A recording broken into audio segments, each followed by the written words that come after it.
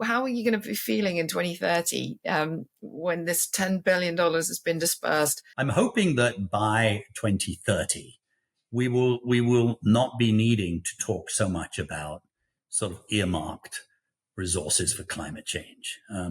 It will become a natural way of doing it. When we invest in infrastructure, it will be low carbon. When we invest in agriculture, it will be sensitive to the need to protect much of the earth for nature, for its beauty and for all the ecological functions it preserves for us.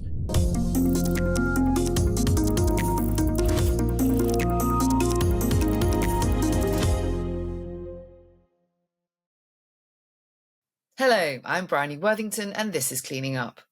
My guest this week is Dr. Andrew Steer, President and CEO of the Bezos Earth Fund.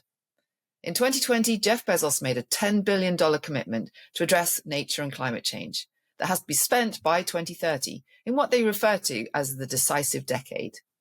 Andrew is responsible for building and leading the Earth Fund team and joined the Bezos Earth Fund from the World Resources Institute, where he served as president and CEO for 8 years. Previously, he served as the World Bank's Special Envoy for Climate Change and as Director General at the UK Department of International Development. This followed 10 years in East Asia, where he was head of the World Bank in Vietnam and Indonesia. As we start 2025, I was eager to speak with Andrew Steer about how things are going as we approach the decade's halfway point. Please join me in welcoming Andrew to Cleaning Up.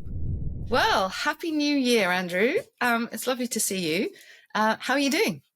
Doing great. Happy New Year to you too, Bryony. And what a joy to join this important podcast. I love this series. Thank you. Well, listen, I wanted to start, as we always do, by offering the opportunity for you to introduce yourself using your own words.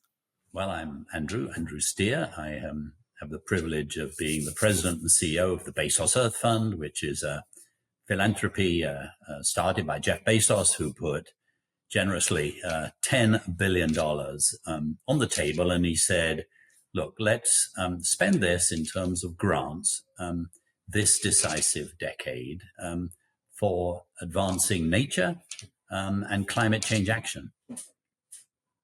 Pretty cool, eh? Yeah, pretty cool. I mean, 10 billion is not, it's a sizable sum of money. And the idea is to spend it down, right, in a decade. So it was set up in 2020. And how's it going? Here we are in 2025. So, well, the idea is in good sort of almost a venture capital sort of approach. You start smaller and you try things out, and then where it really works, you then scale it up. So as of today, we're approaching the halfway mark, which will be a year from today. And so we've dispersed about $2.5 billion. We've made bigger commitments, but in terms of disbursement, that's what we've done. And we will then we're just where we want to be right now. We'll be scaling up in the next 2 or 3 or 4 years. And it's pretty exciting. And we aim both for nature and for climate action. And Andrew, tell us a little bit more about your background, because you've got a very interesting background to philanthropy. And most recently, you were on the other side of the fence, right? You were a fundraiser for WRI as the head of WRI. And expand a bit about what got you to this position. Well, I started life. Well, I didn't start life when I finished my PhD. I was a macroeconomist working on international finance and trade, and I taught at university. I joined the World Bank. I was living in Indonesia, actually, doing all kinds of work with the Indonesian government on economic growth, and didn't take long to figure out that actually a lot of the growth, which was spectacular, they're reducing poverty, increasing growth, one of the fastest growing countries in the world. Almost half of that was due to the fact they were depleting their natural resources. And that sort of hit me as a real shock. And it sort of, in a way, got me onto a different track. And like you started in one field, and I think that's often better. And then you have that kind of aha moment, and you realize, actually, the way we do economics isn't right at the moment. It's okay, but it could be much better. Instead of just thinking about capital that human beings make, factories, roads and bridges and power plants, think about capital in terms of humans think about capital in terms of nature and then think about capital in terms of society, if you think about that, you have a much richer way of thinking about development. And so that led to a whole series of different elements. Worked for the World Bank, worked for the British government, for DFID as their Director General, and then became CEO of the World Resource Institute, which is a wonderful environmental NGO. And you're right. In those days, obviously, my job was to lead that institution, but I had to raise a lot of money. Now it's the other way around, and both sides are very exciting. And thinking about that transition, which is one that I did temporarily as well, from kind of fundraiser to running a fund. Were there some principles or any kind of sort of rules of thumb you brought with you? I think one of the things you carry over is not to fall into the trap that some philanthropists have because they have money. They think they're the boss. They think they're all wise, and actually. It's really important as someone charged with stewarding a philanthropy to recognize that those you provide funds to are actually highly technically qualified in their field, more technically qualified than the philanthropy. So I think it's really important to have that balance of mutual respect. And I think that's probably easier if you've seen the other side as well. I think it also gives you, if you've actually seen the challenge of running a major NGO, it helps you have the right instincts when you hear proposals. And it, in particular, makes you sensitive to those who are flying their own flags as opposed to those who are actually waking up on a Monday morning in order to solve the problem. Very, very few of the problems we're trying to solve can be solved by one institution. We need sort of humble, accountable, professional, dedicated coalitions that will actually move things forward. Yeah, that resonates. And essentially, talent spotting is actually quite a big part of the job, isn't it, really? You've got to, because I suspect that you'll find, as we found, that finding absorption capacity for this kind of level of money is a non-trivial issue, right? It's especially if it's on a spend down, because you're looking for things that can be completed and not create dependencies. That's very perceptive. I think that we have to be really clear that we are not in the business of creating dependence. And any financing we do has to have some strategy for what happens after the financing ends. The best programs will be those that become sustainable. Now, it turns out, as you know, obviously, because you've been a leader in this space, Bryony, yourself, that now there are some NGOs that are really large and very, very effective, that are running budgets of $200 to $400 million a year. Those organizations, and they are often extremely well run. They deliver very well. They can absorb funds, and we can have totally grown-up relationships with them, and we can co-brand, and we can really move things along quite fast.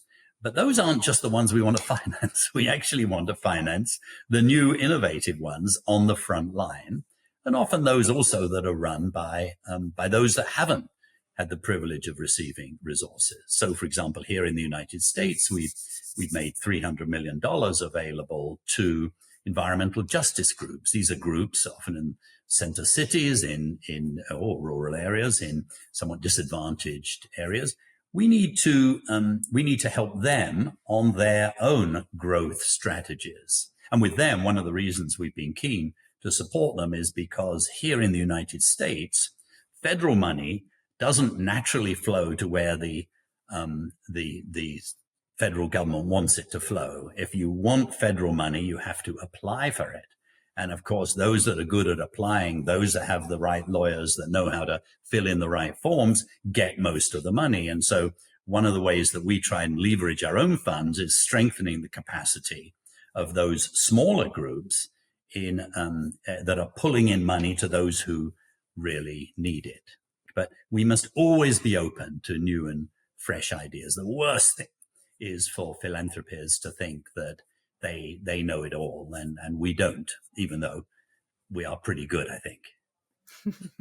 Yes, I'm glad you came back to that, because well, I've actually coined a phrase, philanthroplaining, which is when you're a subject expert and you sit in a meeting with a funder and they tell you how the world is, and the world that you know because you've been working on the field in that topic, and they'll be telling you how the world runs from the position of actually not really having to engage in the minutiae or the day-to-day cut and thrust of the argument. That's not to be negative, it's just to explain the power dynamic, right? The power dynamic is skewed because if you're managing a large amount of money, you have a lot of leverage. And so nobody really speaks truth to philanthropy, and everyone sits quietly and takes what they're told to do.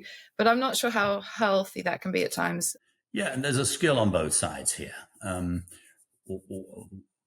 One of the things that we notice, I'm sure you did too, is that most NGOs will come and ask for a meeting, and then they will talk for the first 80 minutes, showing you all kinds of slide decks, how wonderful they are, and we're doing this and this and this and this. And that's very interesting. But actually, they should also recognize that actually the philanthropists have staff and experts that are also pretty good, and we may have some ideas as well. And the right kind of conversation is a conversation, which is you try and see things through the eyes of the other. That is much more likely to lead to success. And it's sort of, if you like, joint design. And, you know, one of the points we make is that we are not one of those philanthropies that want you to fill in many tables of objectives and send us, twice a year, big annual reports or anything. We don't want that.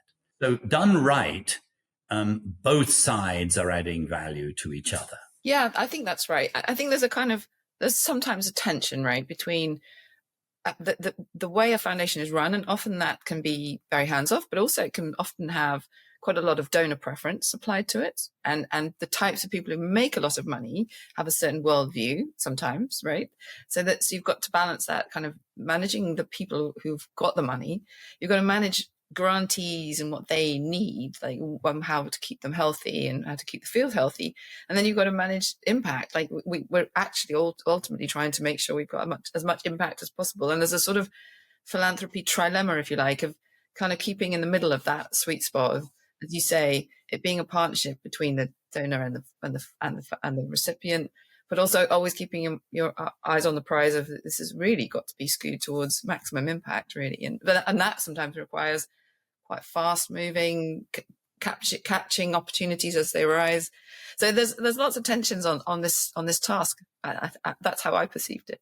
Yes, I think that's exactly right. And of course, it's not just NGOs, it's governments often, and even corporates. But what one sometimes, following up what you just said, Bryony, sometimes what will happen is you'll have a great initiative, such as the JETPs, the Just Energy Transition Partnerships in South Africa and Indonesia and Vietnam and so on. And they'll be government-led, which is very good. They won't have a whole lot of technical engagement, but then they'll work on it for a year or so. And then they'll come and say, oh, actually, we don't have quite as much money as we hoped. I wonder whether philanthropy, would you come in and provide X? And what we have to say is, well, we might, but it would be a mistake to assume that our pencils are less sharp than those of Goldman Sachs, who obviously they're trying to get private sector money in. So if it's not, well, there's not quite enough private sector money, they need some de-risking. Would you come in and help de-risk? We would say yes, but only if the books are totally open to us and if we also have access to the same data, especially if you're working for a living donor. The reason that these people are so wealthy is because they are incredibly numerate. They are incredibly smart, deeply analytical, And so don't assume that philanthropies are the kind of rich old uncles that you just need to be polite to them. Well, actually, no, they want to also be part of that calculation. And if we're going to be de-risking private investment at the request of a government, we need to know what we're actually getting for that. I think that's the point I was making, really, was that a certain class of people will emerge who've got this capability to donate 10 billion. And that's a unique, almost an N of one character. And therefore they're going to have quite strong personalities and they're going to have views, and but they haven't ever run an NGO of 20 people trying to change the laws of a country. And so it's trying to, I mean, I think you nailed it when you said it's got to be listening on both sides, really, and that approaching it like that. So Andrew, one of the most iconic or perhaps memorable projects that I can recall the fund funding is the electrification of American school buses. I just thought that was so clever, because clearly it's about climate, but it's also a little about human health and children's lungs. And I wondered how that's going. Well, it is a very exciting idea. You know, there are 480,000 school buses in the United States. And because education is run at the county level, there are 16,000 school districts making decisions in this country. And poor counties generally have old buses. They're all diesel. They're not well maintained. And so of the 20 million children every year in America who go to school on a bus, on average, the air is 10 times more polluted than outside. As a result, there's lots of evidence of learning disabilities, of health problems that are terrible. And so electrifying school buses is a great example of, if you simply want to know how much does it cost for each ton of carbon not emitted, it probably wouldn't be top of the list. But if you think about the dynamics of it, you think about these school children becoming healthier, learning better, talking to their parents, designing curriculum associated with those school buses arriving so they understand the green economy. On top of that, think about the fact that 97% of electric school buses until last year were built in China, in the entire world, none in America. Wouldn't it be cool to have a little competition and create, so far, 15,000 jobs in the last 3 years? Have been announced in this area. So far, of those 480,000, 12,000 school buses are now running electrically. There was 0 6 years ago. The other issue is, well, why would you want to leave these school buses around the entire summer where it's very hot? They're not being used because they're school buses. Well, each one of those 480,000 is a battery and can plug into and as a result of that, you will need to build a lot less power plants. And so you get this sort of dynamic, which is quite amazing. Now, obviously, our project, our program, which is about $50 million, isn't going to buy all those school buses. But what we did was we helped draft legislation. We influenced politicians. We're working and so now there's $9 billion as part of the IRA, as part of the Infrastructure Act. There are 15 states we've been working with that now have mandates requiring their schools to move and so on.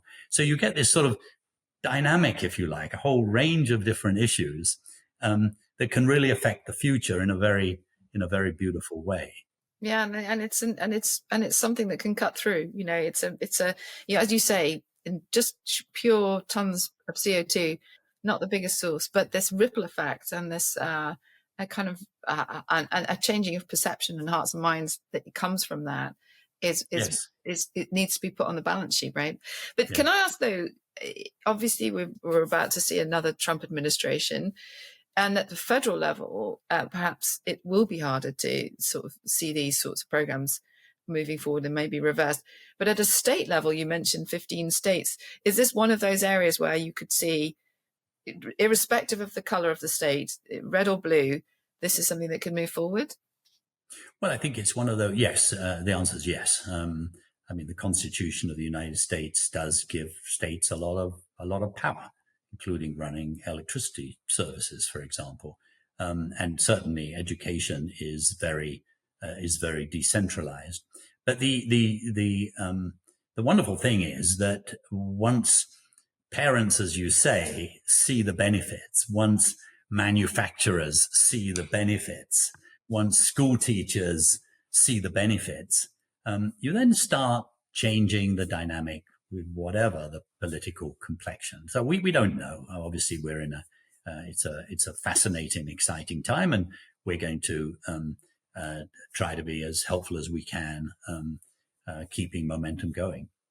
And as you say, just the sheer capital cost of the bus alone isn't the right price comparator, because it's essentially you're investing in an energy services facility as well. The buses are not used all the day, nor all the seasons, so you're putting in battery capacity into the grid. So the value of that, I'm sure, will also make the economics, as you said earlier, just a sharp assessment of how the value of all of this across the board makes it a no-brainer. The economics is really interesting. I mean, a regular diesel bus costs $100,000. An electric bus today costs about $300,000. If you take the lifetime maintenance and fuel, you save another $100,000. That takes you down to $200,000. It's still twice as much. But then when you take the value of the batteries and so on, then when you take the healthcare costs, you're then getting very close to parity. But of course, the whole point is the reason they cost 300,000 is none of them are made. So and as you scale up, I mean, all of the projections show that within the next 5 to 10 years, the cost will have reached parity.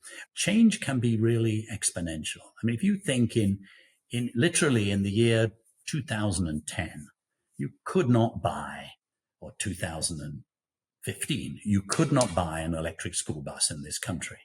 By 2035, you won't be able to buy a diesel, 2040, you won't be able to buy a diesel school bus in this country. Change can happen very quickly. Absolutely. Well, we've had a conversation there about energy, because that's the largest part of what this podcast focuses on. But your fund actually covers, as you said at the start, nature and climate. And I wondered if we could just change topic and think about. I'd love to hear your thoughts on how. Well, obviously there are some synergies there where solving one thing helps the other, but there are also some conflicts, right? And I'd love to hear how you're approaching this dual role of nature and climate. Well, I think the complementarities are much greater than the conflict. And we engage in nature partly because it will help solve the problem of climate change, but that's not the only reason. We engage in nature because nature is beautiful, nature enriches humans and has a value in and of itself. As you know, I mean, nature is responsible, land use change, forests, food and agriculture, responsible for nearly a third of greenhouse gas emissions, and could potentially solve more than a third, because it has the capacity either to emit greenhouse gases or to suck down greenhouse gases. So it's incredibly important. And that's why we came up with this, at COP26, we announced $3 billion for nature, $1 billion to protect what we still have, $1 billion to restore what we've lost, and $1 billion to transform food and agriculture, without which you won't be able to restore or conserve. And so we're sort of well on the way to implementing that. And obviously there are wonderful synergies. There aren't many sort of win-win-wins around, but take, say, landscape restoration in Africa. We're committed to the African Union's commitment to 100 million hectares to be restored by 2030. Take molecules of carbon dioxide that are killing people sitting in the upper atmosphere and causing hunger and disruption and lower incomes, bring them down to Earth through the magic of photosynthesis, and you bring life and vitality, you bring better yields, you bring better water management, and so on. Trees and bushes and crops and soils can't exist without carbon. And so we're seeing amazing progress there. And it's that there are a few conflicts, but generally the complementarity. Now, there are some potential trade-offs. I mean, for example, the Nature Conservancy, for example, is making the point recently that if you look at, I'm currently in Virginia, the state of Virginia, one of the major reasons why there's any forest loss in Virginia is in order to enable renewable energy. So that's a trade-off. My guess is that's relatively small. There's obviously a lot of other work on windmills and birds and unsightliness and sound and so on. But I mean, we're certainly majoring on the complementarity. My perception of this was somewhat coloured by, I mean, the environmental movement was born out of a concern about nature and landscapes largely. I mean, that was its origin story. And then it discovered climate change, and it was definitely brilliant at sounding the alarm and getting attention to it. But as a group of custodians, their first priority is to preserve biodiversity and nature. And often we'd find that conceptually, when it came to actual projects, those same groups who are saying climate change is an absolute priority would then object to clean energy projects on the grounds of local impacts. And they'll do the same if the agricultural frontier is pushing out. And but at the same time, you've got a group of people saying the solutions to climate change are more extensive, less productive agriculture and more extensive, greater land area taking renewables. It all comes down to the carrying capacity of land, right? And what do you do with your land? Do you give it over to nature? And therefore, to feed everyone and give clean energy to everyone and affordable energy to everyone, we might have to use much more intensive systems. It's a balance, right? Yes, it absolutely is. And bioenergy is a very good example of that. If one wants to take millions of hectares extra land in order to grow crops which will generate clean electricity, what's one doing to nature, sort of thing. So yes, I mean, the good news is there are techniques that are available to analyze these things. But I think you're making a really interesting point, Bryony, about do we need a new way of thinking? Some of us are, I don't mean you or me, of course, but some of us are sort of rather locked in to ideas that we built up historically. And the NGO movement, environmental NGO movement, which I love and am part of, and I think has, done a wonderful job, it's not as flexible. It doesn't change as fast as, for example, the private sector. We don't have NGOs that are merging and purging the way you would in the private sector. So the way the private sector operates is probably very different 20 years ago from what it is today. And it may well be that we in the environmental movement need an equal refreshing, so to speak. So, for example, I mean, there's still a pretty strong legacy in some mainstream environmental organizations against capitalism, quite frankly. There's a suspicion against the market. They'll say, no, we do believe that the market can play a certain role. But when it comes to specific choices, no, we don't support carbon markets, for example. And the question is why? In that particular case, I think it's because there is a focus exclusively on the risk of leakage and greenwashing, and no focus on what do you actually do with the carbon market money, which would enable coal plants in Indonesia to be closed down. We don't look at that side of the agenda. So I think to support what you're saying, we maybe need some sort of fresh thinking and some fresh ideas, I think. That's not to criticize the sort of the leadership of NGOs, which is very good, I believe. No, I hear you. And we'll get on to carbon markets because that's something that we've both looked at, and I know that the fund has looked at. But just returning to this just briefly, that for me, it comes up when you see conversations about, say, for example, GMOs or pet subject of mine. If we're serious about climate change, then nuclear power has already contributed and is likely to contribute in the future to enabling us to meet those conflicts of space for nature, but humanity thriving. And I think there are some a priori groups who would just not even consider it. And I think that's the unfortunate thing is, as you say, slightly rigid thinking that could be characterized as slightly, from a different era, or not fully embracing all of science, what science offers, and being able to move with the times. And so that's what I perceive to be one of the issues, is that it will drive politics into more extreme positions if the NGOs are taking extreme positions, because it's polarizing for a lot of people who are in the middle to be told, yes, we think climate change is really important, but no, we'll never accept nuclear. And I'm hoping there are fewer and fewer people who take that line. It's an interesting point because at one level, I agree with what you just said. And at one level, NGOs environmental NGOs have changed a lot in terms of embracing corporates. There was a time 30 years ago when CEOs of corporations would not have been on the boards of major NGOs. Now they are major NGOs. Now they are and play a very, very important role. Getting the balance between the kind of insider play and the outsider play is difficult. When you have a sympathetic government, as we do with the Biden administration here, and certainly with the current Labour government in the United States, in the United Kingdom, there's a tendency for NGOs very much to play the insider role. And there's been a tendency, certainly over here, to avoid active criticism of the government. That may be a mistake.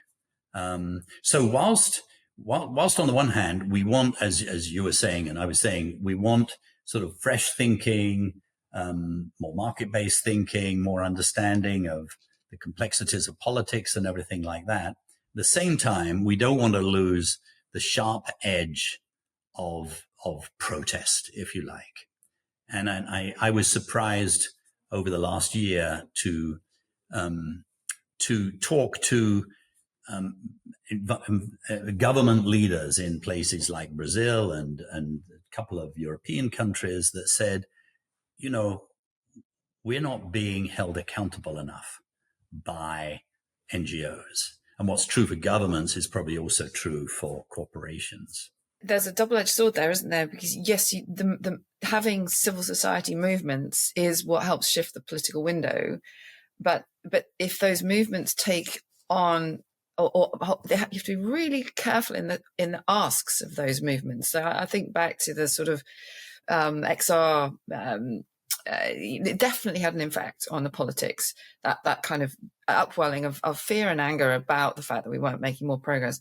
But then when it came to actually then engaging on the inside track and asking for sensible things, that they just weren't seasoned in that and got the list wrong, and it was too easy for government to say yes or too difficult. It's a sweet spot.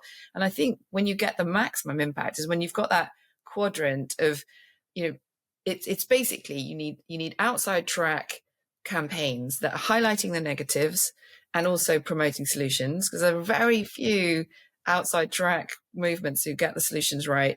And then you need the inside track people actually taking that political will into a decision that can then move billions of dollars in one direction or another, either stopping the dirty stuff or promoting the clean, and getting the quadrants right, getting it all balanced. And then, certain topics are more, developed than others. I think the energy quadrant is probably well populated, but agriculture, just to come back to that, here's a tricky one. And I know this is, definitely an example of something that has as much effect on nature as it does on climate, but it's a bit behind the curve, really, isn't it, in terms of number of people really working on it, and that quadrant feels a bit sparse. Yes, although it is very encouraging how, whilst as recently as 6 or 7 years ago, the UNFCCC annual COPs wouldn't consider food as a very delicate issue, because the argument was that food security is the most important thing for developing countries. It's quite impressive now how active that space is. I agree, we're still at very early stages, and by no means is there agreement on everything. But last year at COP28, there was, of course, the first ever statement on food and climate, which was general. We would have liked it to have been crisper and stronger, but it was still big progress. And it's, we as part of our support to food, we're focusing on 3 issues really. One is methane from cattle, or as we say in England, methane.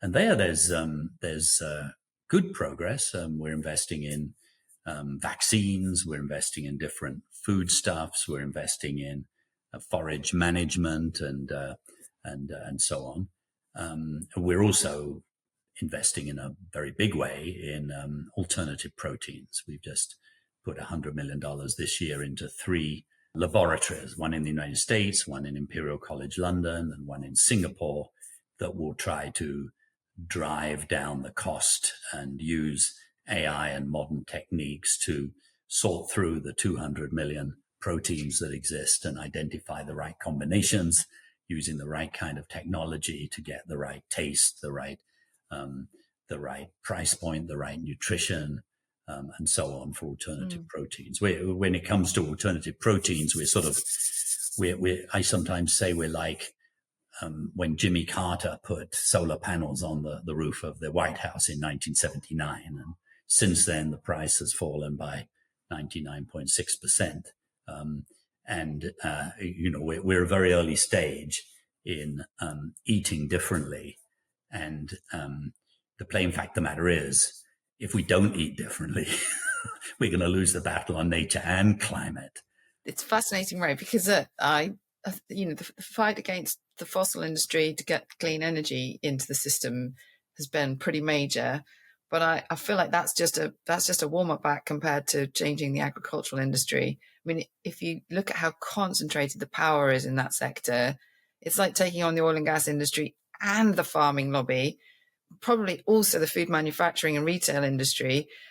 That's a big undertaking, and I'm delighted. I read about the initiative of the alternative proteins. I think it's great, but that's an example where if you don't take care on the hearts and minds, and you don't invest in the public awareness or the clever communication strategies, no end of protein analysis is gonna win, right? Because getting the cost down, absolutely, I can see, but even then.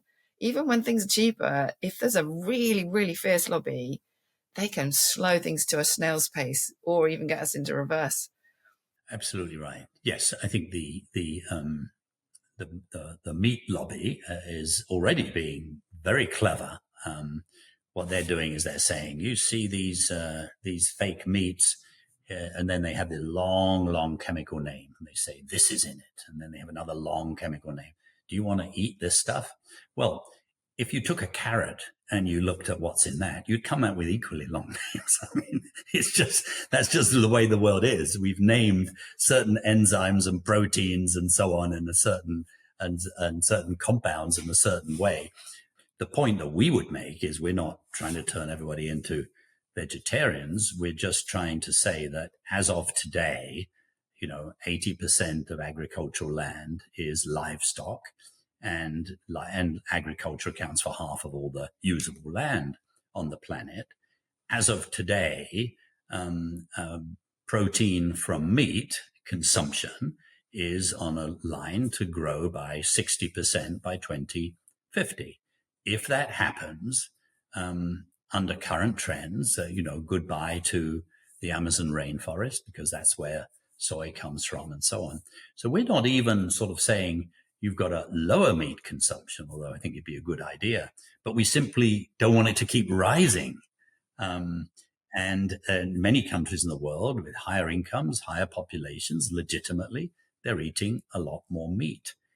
We don't want to stop them eating more meat, but we do want the aggregate amount to be kept within bounds. So in the United States under the Biden administration, I mean, this is a kind of all of the above is a policy they have too. So they're very supportive of sustainable proteins. And remember, there are 3 kinds of if you like, sustainable proteins. One is plant-based, one is fermented, and the third is sort of lab-produced, where you take DNA from an animal and you scale it up, so to speak. The first 2 of those will need a lot more plant-based. We'll need a lot more farmers to provide that. So it's really important. This is not an anti-agricultural play, and it's not even an anti-livestock play. It is a balanced play. It is giving consumers and nations a choice. Yeah, and one story I liked. We interviewed the head of the Good Food Institute, and in having that conversation, we realised that the knock-on effect of these alternative protein, kind of popular alternative proteins, trying to get the meat patty exactly the same as a meat as a conventional meat patty, but using plant proteins, is that upstream farmers are now receiving more money for pea proteins because there's a new market. And farmers are realizing that pea proteins and the farming of pea proteins has lots of benefits because it's nitrogen fixing and you need less inputs. So there are some win-wins where the types of crops that we've chosen to focus on, the green revolution of decades ago, when we chose wheat and rice and the staples, had we chosen lentils and peas and maybe some cassava, it would our agricultural, our food processing has become quite narrow, very commercialized and very concentrated. And if we can just bring back some variety and look for the win-win-wins, yes, that seems quite an exciting route through, without forcing everyone to be vegan, but at least bringing, as you said, more diversity into the retail environment. Yes, agree. Okay, good.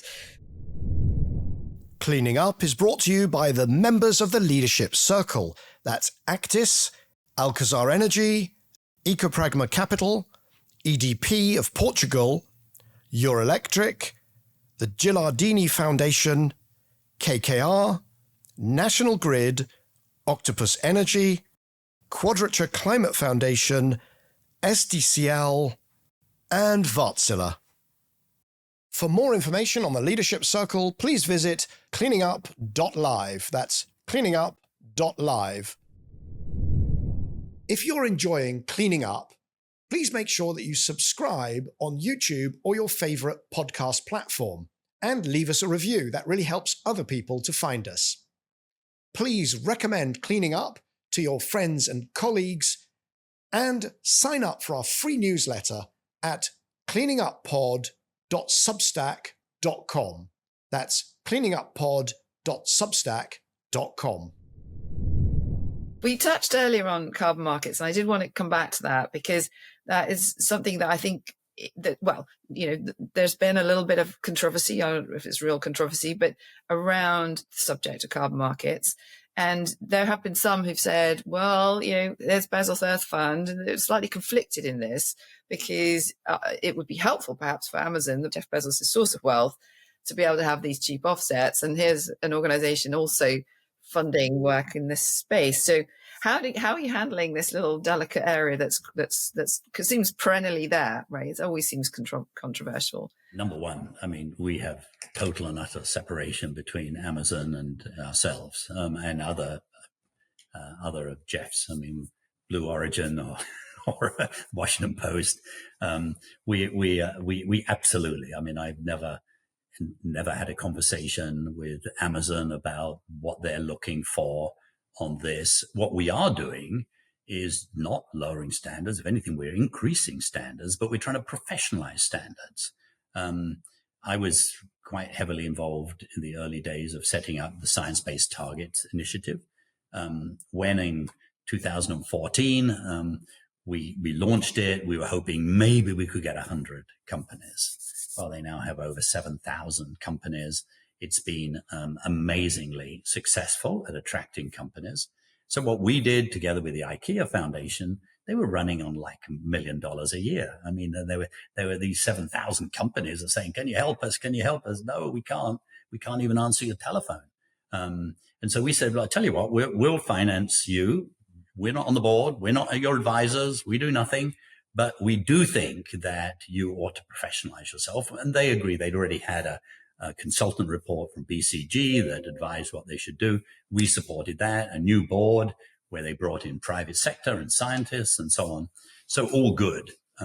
Now, then the board decided, I believe rightly, but I have no vote, believe rightly that they were taking a somewhat doctrinaire view towards any form of carbon trading. and basically said, you've got to have a target, but we will not give you credit for anything you trade. And as a result, a number of companies were saying, well, the whole thing is net zero. And there's got to be a journey to net zero. And so, can't we be more reasonable? And the board said, yes, we can. And that led to some of the staff felt, my goodness me, we are advocates. We're not going to take this. And so so for some unknown reason, they said, who can we blame? Maybe we don't blame our bosses because, we work for them, blame some, distant financier, which is us. So all good, not a problem for us, but it's a journey. Today, SBTI is announcing their new CEO, I believe, and that will launch a new process. But here's the point, more substantively, and I realize, Bryony, you've been a champion of this. You set up an entire organization to help educate people on carbon markets. So the commitments that companies have made to scope 1 and 2 are amongst the leading companies very impressive. They need to be accountable for that. The commitments that some of them made to scope 3 are impressive and quite often unrealistic. If you are a major company and you've got, 5,000 suppliers, what scope 3 says is you call every one of them up and you say, if you want to be a supplier to us, you need a path to lower your emissions. And that's a great idea. And a number of companies are doing fantastic work on this. But actually, it's very, very difficult to make this work to the 100% that is required, or even to the 50%.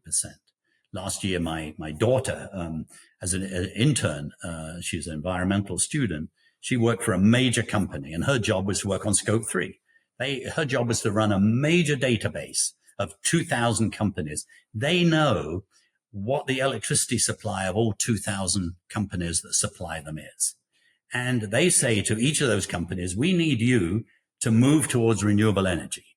And some of those companies said, we'd love to, but we don't have a lot of land. We can't put our own, but we can't find green electrons. We're working in, I don't know, Vietnam or wherever, Colombia or somewhere. And you tell us where we get green electrons. Now, what we believe is that those companies then could say, actually, the large companies, the international ones, could say, I can help you do that. I could help you by actually engaging with the Energy Transition Accelerator, which is an initiative that basically says, let's use carbon markets to close down coal plants and invest in new ones. We actually think that would be a good idea. And our view is that those who are opposed to carbon markets, who are universally good people, smart people, it would be great if they looked at the use. Now, it's dead easy to find lots of abuses, and so those need to be stopped. Our own view is, and I'd be interested in yours, Bryony, too, is that there are now a couple of institutions that are really doing good work. There's something called ICVCM, the Integrity Council of Voluntary Carbon Markets, which looks at the supply side. There's VCMI, that's the Voluntary Carbon Market Integrity thing that looks at the demand side. They've got highly professional people.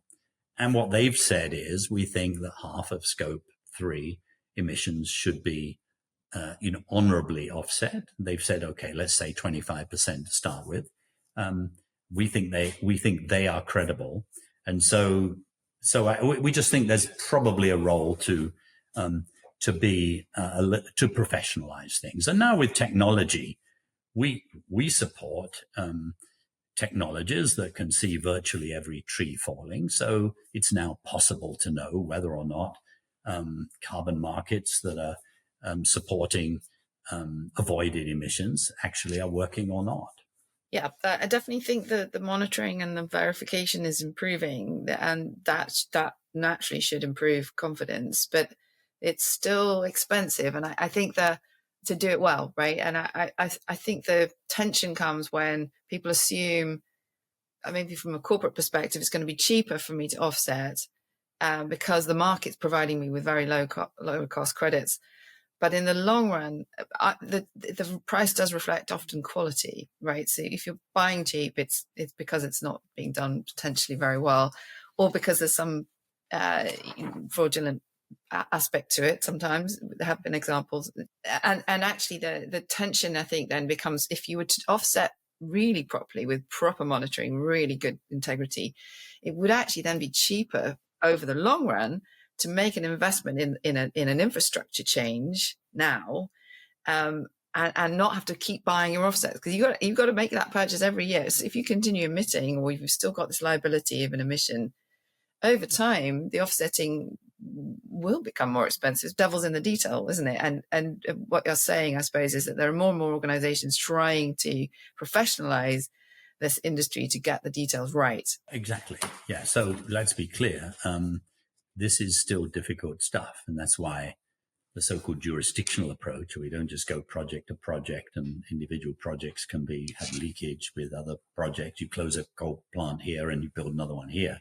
But a jurisdictional approach says, no, we do a deal with you over the nation or the region. And that's what the Energy Transition Accelerator is doing.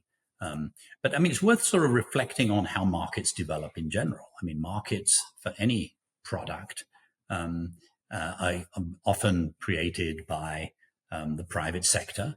They are usually massively leaking, huge asymmetries in information. They are very inefficient, and then over time they become professionalized, and ideally then there's an appropriate regulatory environment. The important thing is, because you have a certain amount of leakage, you've got to address that. You've got to be very aggressive in addressing that, call out wherever it happens, but don't give up the entire market. Yeah. You know, my wife comes from Belgium, and her home is Bruges. If you go to Bruges, you will see the first stock market in the world, 13th century. And you go in there with the first stock market in the world. It took 600 years at least before stock markets became. I hear you. But we don't have 600 years. Time. Yeah, exactly. Don't have that time. So, but, yeah, I suspect my slight worry is that there's too much emphasis placed on the voluntary carbon market, really. I mean, I hear you about these accelerated transition mechanisms, but in reality, if you're a coal asset owner today, there's a brilliant example in Texas, who basically they've realized that if they turn that coal-fired power station into a geothermal storage unit, a synchronized condenser for grid stability, and a solar park, they're going to have a much better future. The runway will be longer. It's an investment that they can raise finance to do because it's commercial, and they're moving ahead. And so in a way, I feel like the voluntary carbon market, whilst it's interesting, is slightly behind the curve in terms of what the real market is doing, which is understanding that whoever's in the White House, whatever the politics, there's going to be a push towards a cleaner, more sustainable form of energy, and that will ultimately be cheaper. And because the fossil version is very wasteful and expensive in terms of social impact. So, yeah, but just to be clear, though, that coal plant in Texas wouldn't be eligible for anything we would recommend. The only people that be eligible are those that are on track for science-based targets in scope 1 and 2 and doing their very best on scope 3. So it's a very limited group, but actually there are billions of dollars there that could go to help close coal plants in countries that really need to do it. And at the moment, there simply is not enough grant and grant lookalike money that can help do this. Yeah, no, just to push on that a bit further though, Andrew, the coal plant can't shut if you still need the power. And so it really only works if there is a correlating investment in clean, right? So I've seen some deals being talked about where, we're asking a coal plant to close early, so it's still going to run for 20 years and we're going to credit the last 10 years, which we don't use it. But that's kind of borrowing from the future, and you wouldn't be able to, strictly speaking, you shouldn't be able to use those credits until that decade arrives. So it feels like a kind of partial solution, but really what you want is a is a real assessment of what could be replacing these plants, either on the site where it is possible to take the coal boilers out and put other things in. Advanced geothermal, I think, is going to change the game for quite a lot of these sites. I would personally say you could use it for a nuclear site if the conditions are right. Those projects are going to take time to work through, but that's different from saying, "Oh, just close a bit early and we'll credit you." But Bryony, don't. I mean, no one's suggesting that. I mean, that would be ridiculous. Well, I've seen some projects out there that say that. Maybe there's some stupidity out there, but obviously the whole point of a jurisdictional approach is you have enough electricity to fuel the kind of future that the country needs, and so. Yeah, so when I said it's closing coal plants, it enables coal plants to be, but it might be financing design of offshore wind. It might be financing geothermal. It might be financing a whole range of issues. But yeah, you obviously need a comprehensive approach. And, you know, it's deeply impressive. I mean, if you go to, I was in South Africa a couple of months ago, and you talk there to the Climate Change Commission and even ESCOM. I mean, these guys are real professionals. They have plans, but they need some help in financing them. No, and I think the key word there is jurisdictional. And by that, what you're saying is it's not project by project. This is looking at an entire region. It could be a state, it could be a country, and making sure that that it adds up to be a net gain, right? And that there isn't this risk of focusing too much on a specific site where something else could be going on untoward in other parts of the country or state. Yeah. Yes. Yeah, good. Well, I'm reassured, Andrew, that that's in hand. So glad. It's not in hand. It's not in hand. It is difficult stuff. It is difficult. Well, look, you're working on it. That's reassuring. Look, I wanted to move on quickly to, I know we're running out of time slightly, but you made a very interesting announcement recently around a fund dedicated to look at climate and AI. And this is something that I've been very interested in myself. And so tell us give us a little bit of a spiel on that fund and how you're approaching this really interesting intersection. So the idea is that out there are wonderful solution seekers in nature and climate. They may or may not know who's who in the AI space, but they've got some ideas. They're smart people. They've read what AI can do more generally. And so it may well be that there are certain applications. So what we said for this first round was, tell you what, let's think of three themes. One was alternative proteins. One was measuring and monitoring of nature. And the third was managing electrical grids, especially in developing countries. And so, and then we said, look, if anyone has a wild card, a really spectacular one, you can also apply for anything. And we were quite sort of specific about what kind of expertise we needed and so on. So, I mean, it's really exciting. So on nature, for example, there are many sort of really interesting proposals on measuring nature. AI can now, can do recognition using sight and sound and DNA, in a flash of the eye in a way that it would take forever to do. So even on something sort of very basic, like, how many species are there and which should we identify? We know there are at least 9 million species in the world. We've only actually described 1.8 million of them. AI can help us much more quickly and can, by analyzing DNA quickly, sight and sound quickly, they can figure out they can not only count species, they can identify new ones, they can identify where there's a problem, they can help on invasive species. You can, for example, where you have a sort of like in Florida, you have the Burmese python was introduced by mistake a couple of decades ago. There are now thousands of them. They're wreaking havoc everywhere. The problem is you set up traps and the traps catch all the other animals. AI can actually recognize, even in the middle of the night, a Burmese python and can trap just that, but won't trap other ones. So, I mean, these are, you might say, silly examples, but actually they're pretty exciting. And so too on recognition of changing an environment. So, for example, not only each tree that falls, but how much carbon is embedded in that tree. There's a wonderful example, a real life example, where as part of autonomous driving, a piece of AI software was developed to identify tiny changes in the road.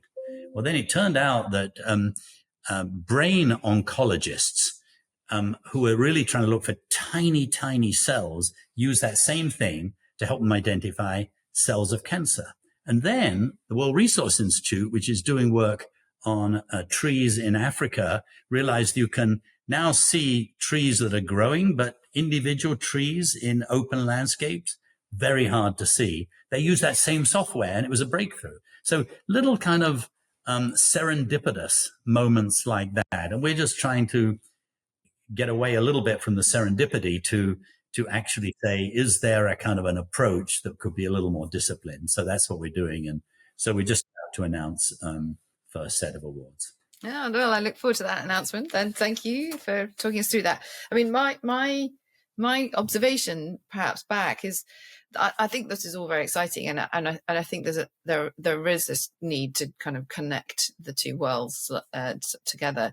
But the area where, when I looked at this, that really appeared to me to be perhaps under-resourced was in that political realm of communications and hearts and minds, where arguably the large language models and the algorithms and the AI that we have today, where they've had their biggest impact is on the media we consume, the information that we see, the way that we're learning about the world, because that's all algorithmically derived now. And there are some misaligned incentives, right? That to make money, to get our advertising dollars, you want maximum engagement, and to do that, you want to tap into the old lizard brain and make everything much more polarizing, much more, we seem to be losing the middle ground into these two, into the extremes.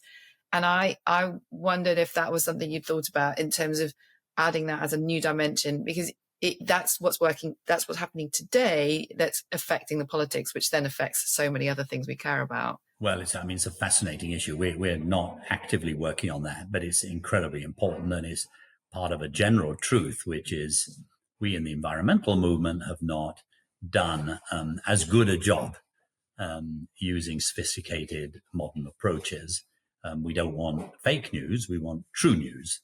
We want it to be available to all. We are sort of spending some time thinking about sort of who are the influencers, for example, through health. The Association of Pediatricians, for example, very, very good on the issue of climate change. But yeah, it's a very interesting point you raise. And if you look back to what you did, Bryony, you wrote the first climate change bill in the world in 2008, and the government then and civil society had been part of creating, and the scientific community creating a depoliticized environment for climate change. We ought to be asking ourselves, how does that happen? Could it happen again? And could it ever happen in a country like the United States? Now, in many of the countries we work in, it's a pretty broad coalition. And so it is still possible, but we need to be much, much more aware of the sophisticated way in which human beings form judgments.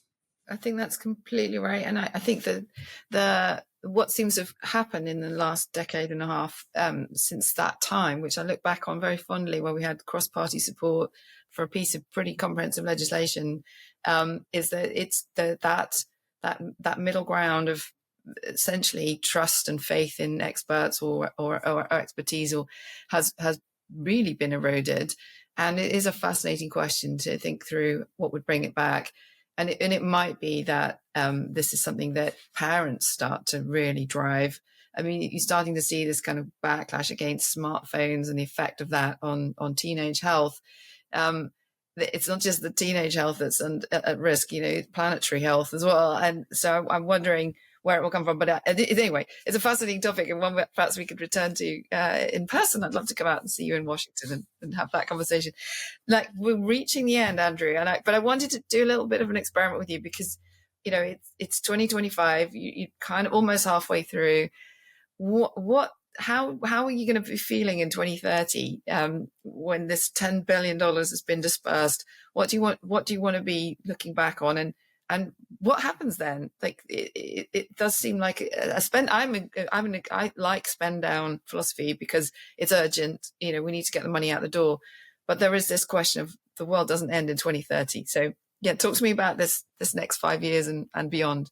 Well, you're quite right. Whilst this is the decisive decade, the next decade is also decisive. Also decisive. And yes. Maybe more difficult. Who knows? I'm hoping that by 2030, we will not be needing to talk so much about sort of earmarked resources for climate change. It will become a natural way of doing it. When we invest in infrastructure, it will be low carbon. When we invest in agriculture, it will be sensitive to the need for carbon dioxide molecules coming down to Earth, for example. It will be sensitive to the need to protect much of the Earth for nature, for its beauty and for all the ecological functions it preserves for us. So to some extent, the great success would be not have solved the problem, but onto a kind of, okay, so now it's normal. We still need to keep our eye on it. We still need to monitor more carefully than ever. We still, as humans, are going to have to make decisions which may be difficult, but it will become more of a norm. I hope they look at the Bezos Earth Fund as a helpful, albeit one of several, obviously useful philanthropies that have been brave, that have made every dollar count. $10 billion sounds like a lot, but, it's a small amount compared to the need. Climate change mitigation philanthropy today is probably approaching $10 billion a year totally. That's sort of 1% of what we need to get the kind of change that would be really, with 1%, is that a lot or a little? Well, it could be a smallish tail wagging a bigger dog if we use that money to leverage, if we use that money to multiply. Too much philanthropy has been a dollar in and a good dollar of output out. You build a school or you build a hospital, good. We can't afford just to have good projects. We have to be changing systems. And there's lots of ways you can get leverage. You can get it through policy change. You can get it through monitoring and changing views. You can get it through research, driving down costs. So that's what we do. We run something together with WRI called the System Change Lab. It monitors the 50 transitions that are going to have to take place this decade and next. And it asks the question, how many of them are close to that tipping point beyond which change becomes irresistible and unstoppable? And if they're not close, or they are close, what are the barriers? And how can we help remove those barriers? But the idea would be that by 2030, we would have crossed a significant number of those tipping points. Well, let's hope we get there. I mean, my not to end on a downer, but my fear is we've been at this for 20, 30, 40 years seriously. I mean, we've known about climate change for longer, but perhaps the movement started perhaps in the late 90s. And we've still not bent that greenhouse gas curve. If anything, we're just teetering on potentially, hopefully reaching a plateau. But you and I know those steep reduction curves that are necessary even once we've reached the peak, and we've not reached the peak yet. So there's a lot of work to do, isn't there? And anyway, I'm delighted that you're doing this. Do you think there's an option for this level of investment to continue beyond 2030? Has that conversation been had? Well, what is wonderful is how very, very wealthy people are putting real money on the table for this. And I mean, what Jeff's done is incredible. And others are doing the same, maybe not at that scale, but it is really wonderful. So no, we don't. We are not discussing the next decade. This decade's hard enough. Fair enough. Well, listen, I'm going to let you get back to that day job of distributing this money so that it makes the maximum leverage. Thank you, Andrew. I very much enjoyed this conversation. Look forward to crossing paths again in the future. Look, thank you so much. It's a real joy to be with you. So that was Andrew Steer, President and CEO of the Bezos Earth Fund. As usual, we'll provide any links to episodes mentioned in the show notes, including the episode with Bruce Friedrich, founder and president of the Good Food Institute. My thanks to our producer Oscar Boyd and the rest of the Cleaning Up team and the Leadership Circle who make these episodes possible. We hope you enjoyed the conversation. Please join us this time next week for another episode of Cleaning Up. Cleaning Up is brought to you by the members of the Leadership Circle. That's Actis, Alcazar Energy, Ecopragma Capital, EDP of Portugal, Euroelectric, the Gilardini Foundation, KKR, National Grid, Octopus Energy, Quadrature Climate Foundation, SDCL, and Wärtsilä.